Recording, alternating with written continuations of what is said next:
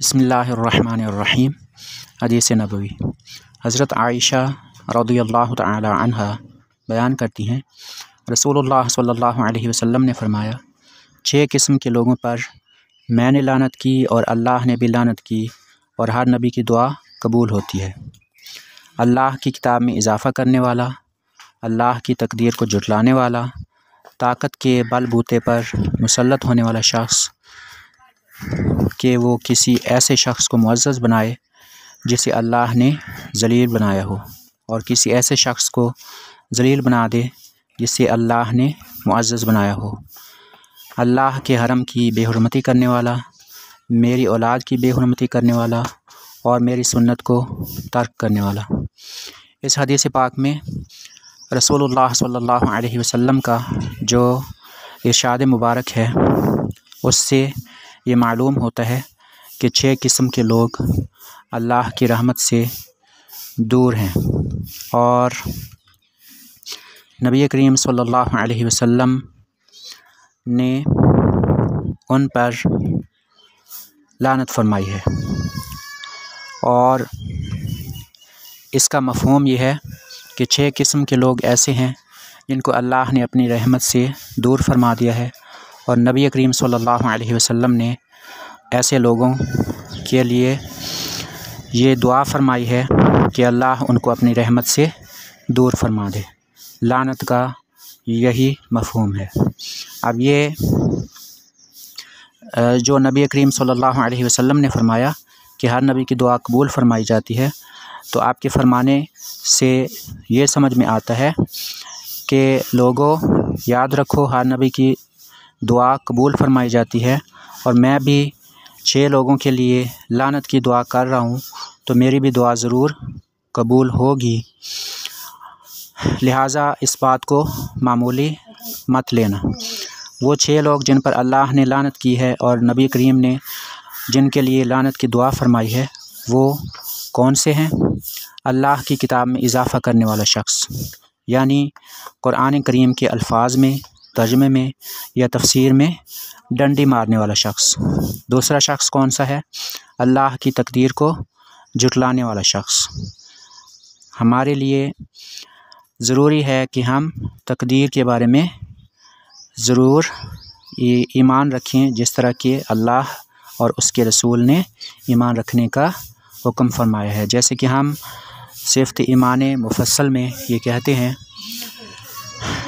और सिफ़त ईमान मुजमल में भी इसका इकरार करते हैं, वल क़द्रि खैरिही व शर्रिही मिनल्लाहि तआला, यानी हम तकदीर का इनकार नहीं करते। ताकत के बलबूते पर मुसल्लत होने वाला सरदार या बादशाह लानत पाने वालों में तीसरा शख्स है। ऐसा बादशाह जो गुनहगारों को मुअज़्ज़ज़ बनाए, हालांकि अल्लाह के नज़दीक वो मुअज़्ज़ज़ नहीं, यानी अल्लाह के नज़दीक तो गुनहगार के लिए इज़्ज़त नहीं है, लेकिन एक सरदार या बादशाह जो गुनहगारों को इज़्ज़त देता है और नेक लोगों को इज़्ज़त नहीं देता, हालांकि नेक लोगों को अल्लाह ने मुअज़्ज़ज़ बनाया है, तो ऐसे शख्स, ऐसे बादशाह पर जो गुनहगारों के बारे में उनको मुअज़्ज़ज़ करार दे गुनहगारों को और नेक लोगों को बेइज़्ज़त करे, उन ऐसे शख्स पर अल्लाह की लानत है। चौथा शख्स कौन सा है? जो अल्लाह के हरम की बेहुरमती करे। अल्लाह का हरम यानी खाना काबा मक्का मुकर्रमा में जो वाक़ है, अगर कोई शख्स उसमें जानवर का शिकार करता है या इहराम पहने बग़ैर दाखिल होता है, तो उस पर भी अल्लाह की लानत है। 5वां शख्स जिस पर अल्लाह की लानत है वो कौन है?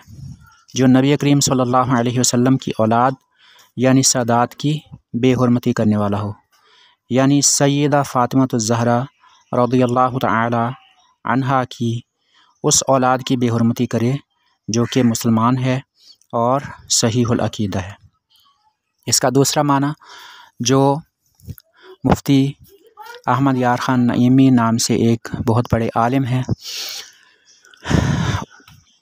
दूसरा माना उन्होंने इस तरह से बयान किया है कि इसका ये माना भी हो सकता है कि नबी करीम सल्लल्लाहु अलैहि वसल्लम ने फ़रमाया, मेरी उस औलाद पर भी लानत कि जो मेरी औलाद में से हो और अल्लाह के हराम को हलाल जाने कि अगरचे जुर्म सब के लिए बुरा है मगर सदात के लिए ज़्यादा बुरा।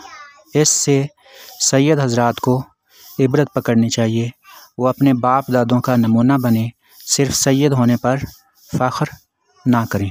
मेरी कोशिश होगी कि मिरआतुल मनाजीह का ये जो मैंने आपको हवाला दिया है इसको आपके लिए स्क्रीन पर भी दिखाया जाए। अब जो छठा शख्स है वो कौन शख्स है?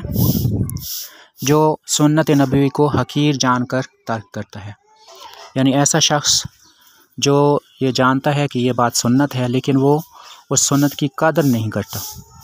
एक शख्स सुन्नत पर अमल नहीं करता तो उसका मामला किसी कदर मुख्तलिफ है, लेकिन एक शख्स सुन्नत का इनकार करता है या सुन्नत की बेअदबी करता है तो ऐसे शख्स पर अल्लाह की लानत है।